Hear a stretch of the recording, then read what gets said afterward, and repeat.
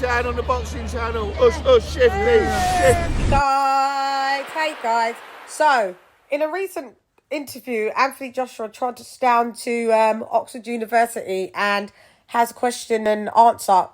Great interview with the students there, and he goes on to cover a vast amount of things in this hour-long interview, and he states that he basically predicted that he was gonna have a, like, as he deems it, a blip in his career.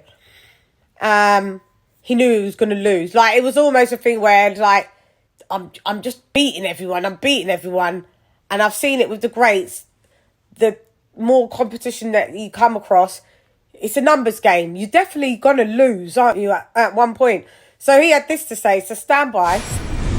Very quickly, Yeah. in the experience of having a breeze through most of the fights you had in your career, what went through your mind on that first knockdown with Ruiz? Ruiz? Hang on a minute, this wasn't part of the script.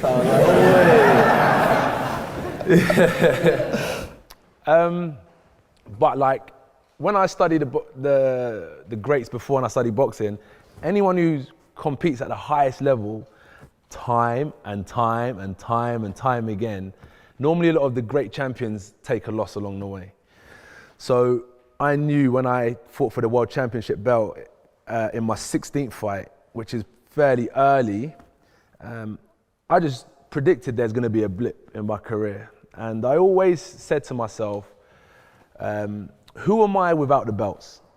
Who am I sitting here? I'm not a champion right now, but who am I without the belts? So even when I took that hit and it started unfolding, that championship status, you know, started as the rounds went on, and then finally Ruiz became champion. I wasn't champion anymore. I'd already prepared myself for the stumbling blocks of the game I'm in, and it's about rebuilding as well, but staying strong and staying championship mindset, even though you don't have the title. So with or without the titles, with or without, you know, the degree that you guys are chasing. That question caught him unawares. Like he said, that weren't a part of the script. It was a joke, but it weren't a joke, because I still feel that he finds talking about the Andy Ruiz situation quite uncomfortable due to probably certain things that we're not privy to knowing right now. And, you know, we're going to have to wait for an AJ tell-all book, because AJ's a man of honour where he's not going to use excuses and say, well, this is the reason. But his answer in the end was great, as you could hear. And it made me... anybody that's a boxing, like, purist knows that what he said is 100% facts. You know, the people that leave unscathed and, you know, they still got their O. Tyson Fury, without fighting the hardest Tyson Fury competition. Tyson Fury, you know me. That you're fighting competition, it's a numbers game, you are going to lose. The tough competition, I remember AJ said the quote was regarding Fury and Wilder. If I fought the level of competition of them, I'd still be undefeated now. Facts. So those that are, like I said, purists know that the greats lost. Muhammad Ali, 5 losses, got beaten by a guy on his 7th pro fight, Leon Spinks. Like, you know, so when people say, oh, but AJ lost to the Fat Mexican, the Fat Mexican was hella good.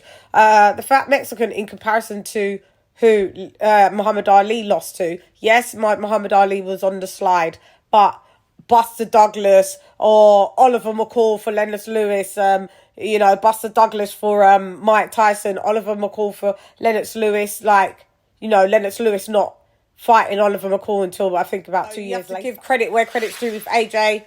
His loss with Andy Ruiz 6 months later, he avenged it. With Alexander Usyk, that was last year, September. We're looking at the date of July 23rd. October, November, December, January, February, March, April, May, June, July. Yeah, 10 months. You know, so you've got to kind of like give the kid a break. Do you know what I mean? Like, everybody's on him. And I don't see these people doing anything in these big high-profile boxers. Some are like running down taxis, drunk and kicking taxis, like the greatest of, role models, Mr.